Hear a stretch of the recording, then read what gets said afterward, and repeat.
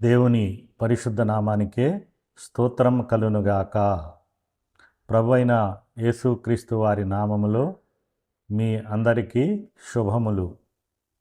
ఈరోజు దేవుని ప్రేమను మనము కలిగి ఉండునట్లుగా దేవుడు మనల్ని ఎంతగానో ప్రేమించి తన శిలువ ప్రేమ చేత పునరుద్ధానపు శక్తి చేత రక్షించిన ప్రభు సెలవిచ్చుచున్నాడు.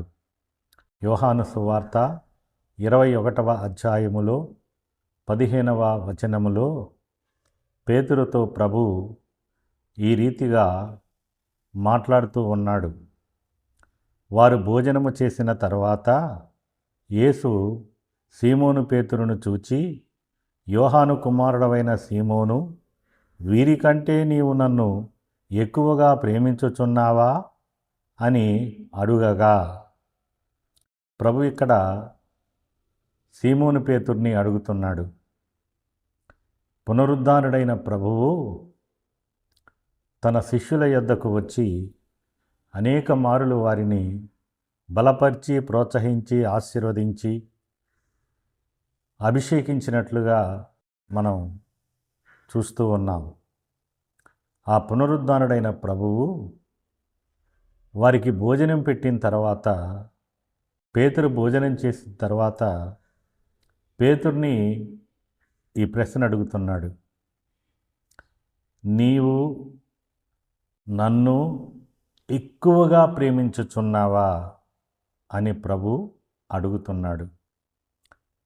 Do you love me more అంటే ప్రభు యొక్క మనస్సు ఎలా ఉన్నదంటే, నన్ను నమ్ముకున్న నా శిష్యులు, నన్ను నమ్ముకున్న విశ్వాసులు నన్ను ఎక్కువగా ప్రేమించాలి అని ఆయన కోరుకుంటున్నాడు.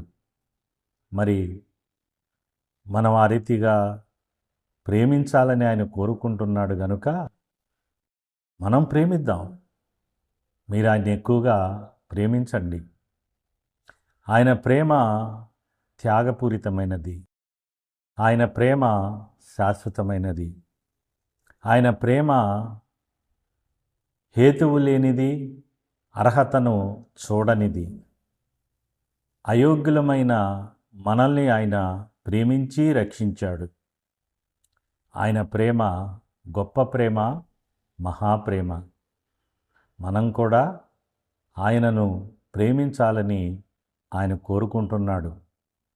ఈ లోకంలో మనుషుల మధ్యలో ఉండే ప్రేమలు, వారి కలిగి ఉండేటటువంటి ప్రేమలు, అవి వివిధ రకములుగా ఉంటాయి.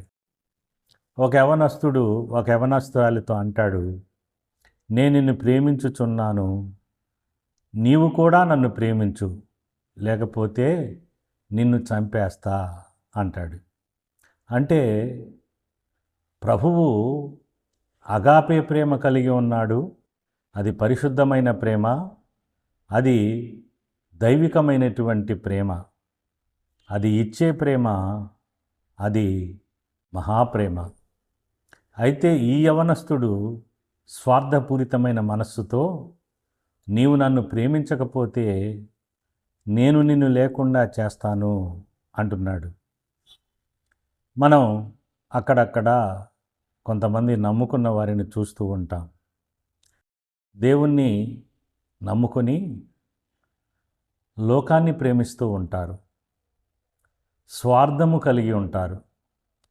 వారిని వారు ప్రేమించుకుంటూ, వారి కుటుంబాలనే ప్రేమించుకుంటూ బహుస్వార్థముగా వారు జీవిస్తూ ఉంటారు. అంటే వారి ప్రేమలో వారి కుటుంబం వరకే వారు నిలుపుకుంటారు. సర్వ మానవాళి పట్ల ప్రభువు కలిగి ఉన్న రక్షణ ప్రణాళికను గురించిన ఒక విశాలమైన దృక్పథాన్ని వారు కలిగి ఉండరు. ఈ రోజున ప్రభు అంటున్నాడు మనల్ని, నీవు నన్ను ఎక్కువగా ప్రేమించుచున్నావా?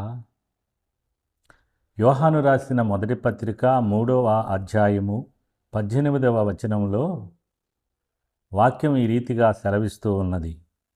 మాటతోనూ నాలుకతోనూ కాక క్రియతోనూ సత్యముతోనూ ప్రేమించాలి. క్రియలతో ప్రేమించాలి. సత్యము కలిగి ఆయన్ని ప్రేమించాలి. సత్యము లేని అసత్యమైనటువంటి జీవితాన్ని జీవిస్తూ ఆయన్ని ప్రేమించాలని ఆయన కోరుకోవటం లేదు. మనం మన ప్రేమని క్రియలలో ఆయనకి చూపించగలగాలి.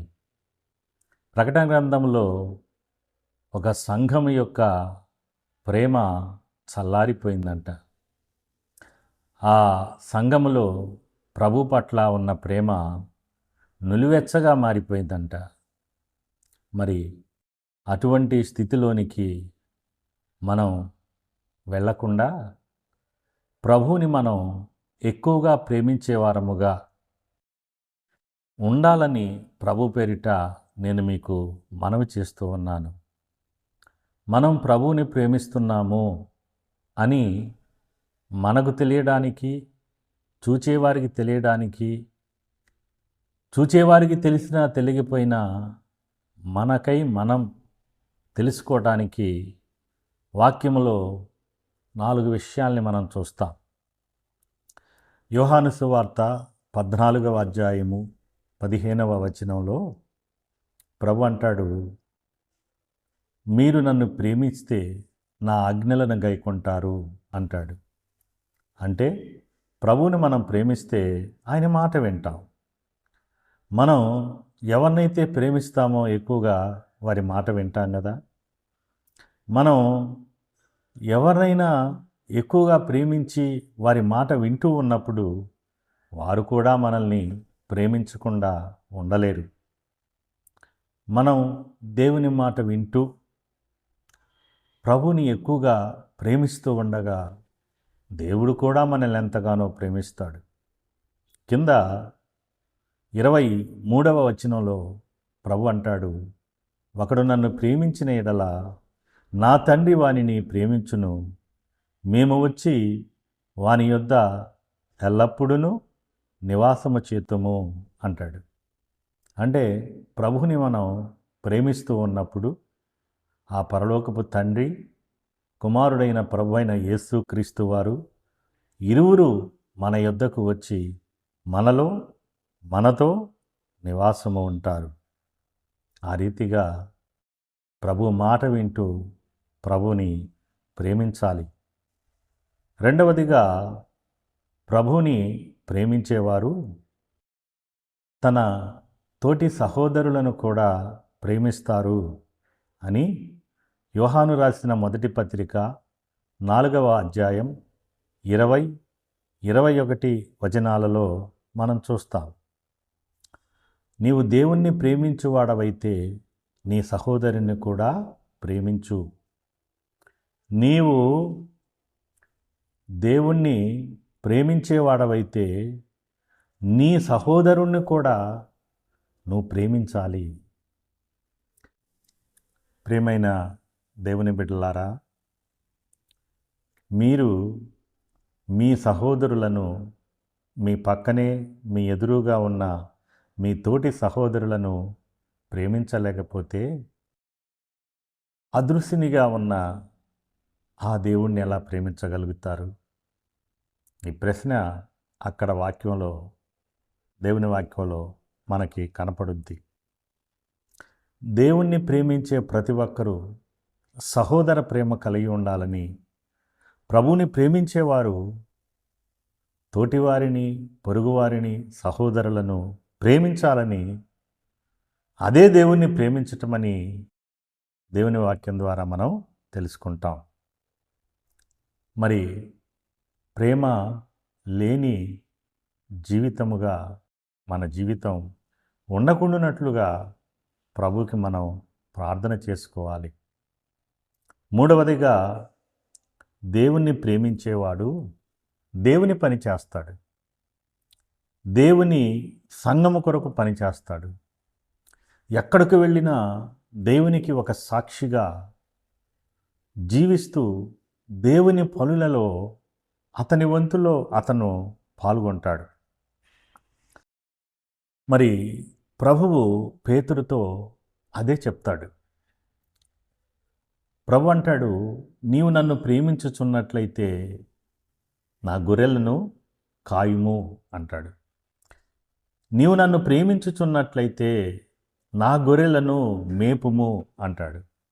నీవు నన్ను ప్రేమించుచున్నట్లయితే నా గొర్రెలను కాయుము అంటాడు. అంటే మనం ఆయన్ని ప్రేమిస్తూ ఉన్నవారమైతే ఆయన కొరకు పనిచేస్తాం. ఆయన్ని ప్రేమించే మనం ఆయన కొరకు చేయాల్సిన పనిని కూడా ప్రేమిస్తాం. మరి మీరు ఆయన పనిలో పాల్గొంటున్నారా? మీరు ఆయన పని చేసేవారిగా ఉంటున్నారా? ఆయన కొరకు పని చేయండి. మీకు ఆయన పట్ల ఉన్న ఆ ప్రేమను మీరు రుజువుపరచుకోమని ప్రభు పేరిట నేను మీకు మనవి చేస్తున్నాను. 4వది, దేవుణ్ణి ప్రేమించేవాడు దేవుని కొరకే జీవిస్తాడు. అంటే దేవుడే గురిగా జీవిస్తాడు. పౌలు అంటాడు, నేను గురి వద్దకే పరిగెత్తుచున్నానని. దావీదు అంటాడు, నా గురి సదాకాలము యెహోవా మీదనే నేను నిలుపుకున్నాను అంటాడు. మరి దేవుణ్ణి ప్రేమించేవారు దేవుని కొరకే జీవించాలని, ప్రభువు కొరకే జీవించాలని పౌలు కొరింథీయులకు రాసిన పత్రిక 2వ పత్రిక 5వ అధ్యాయము 14-15 వచనాలలో చెప్తూ ఉన్నాడు. క్రీస్తు ప్రేమ మమ్ములను బలవంతము చేయుచున్నది. ఆయన ప్రేమ మేము పొందాం, మేము ఆయన ప్రేమిస్తున్నాం. ఈ ప్రేమ మమ్మల్ని బలవంతం చేస్తుంది. దేని కొరకో తెలుసా? ఆయన కొరకే జీవించటానికి. మన కొరకు మృతి పొంది లేచిన వారి కొరకే మనం జీవించాలని నిశ్చయించుకొనుచున్నాము అని పౌలు అక్కడ తీర్మానంతో కూడిన మాటల్ని మాట్లాడతాడు. మరి దేవుణ్ణి ప్రేమించేవారు దేవుని కొరకే జీవిస్తారు. మనం మన బిడ్డల్ని ప్రేమిస్తాం. వారి కొరకు మనం ప్రయాసపడి సంపాదించే వారంగా, సమకూర్చే వారంగా, జాగ్రత్త చేసే వారంగా, వారిని హెచ్చరించే వారంగా, వారికి బుద్ధి నేర్పే వారంగా, వారి క్షేమాన్ని కోరే వారంగా మనం ఉంటాం. అలాగే ప్రభువు కొరకు మనం జీవించే వారముగా ఉండాలి. మనం మన కుటుంబాలలో దేవుని ప్రేమ కలిగి ఉండేటట్లుగా దేవుడు మనకి సహాయం చేయాలని, అనుదినము దేవుడు ప్రేమతో మన హృదయాల్ని నింపాలని మనం ప్రార్థన చేసుకోవాలి. మరి ఈ లోక సంబంధమైన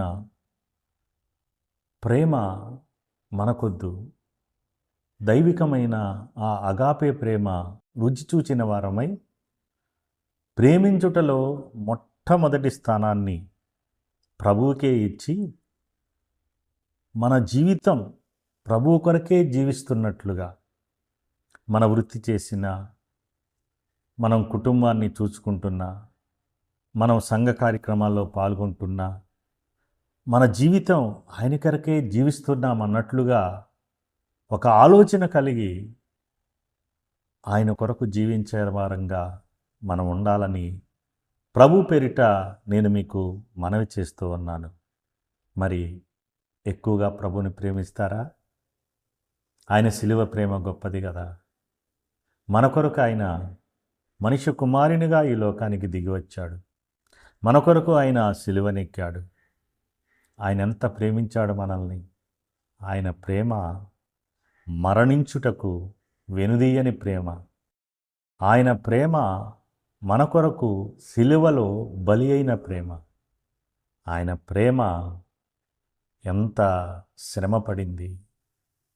ఆయన యెరూషలేము వీధులలో ఆ శిలువనెత్తుకొని మోయలేక పడుతూ లెగుస్తూ ఆ కలవరి కొండనెక్కుతున్నాడు.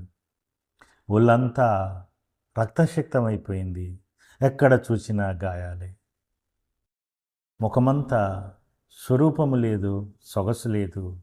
ఆయన కురూపిగా మారిపోయాడని ఆ వాక్యాలలో మనం చూస్తాం. మరి మనల్ని ఎంత ప్రేమించిన ప్రభుని మనం ప్రేమిద్దాం, ఎక్కువగా ప్రేమిద్దాం. అటువంటి ఎక్కువైన ప్రేమ, ఎక్కువగా ప్రభుని ప్రేమించే ఆ కృప మనందరికీ దేవుడు అనుగ్రహించాలని, మీరు మరి ఎక్కువగా ఆయన్ని ప్రేమించాలని ప్రభు పేరిట నేను కోరుకుంటూ, దేవుడు మిమ్మల్ని దీవించునుగాక.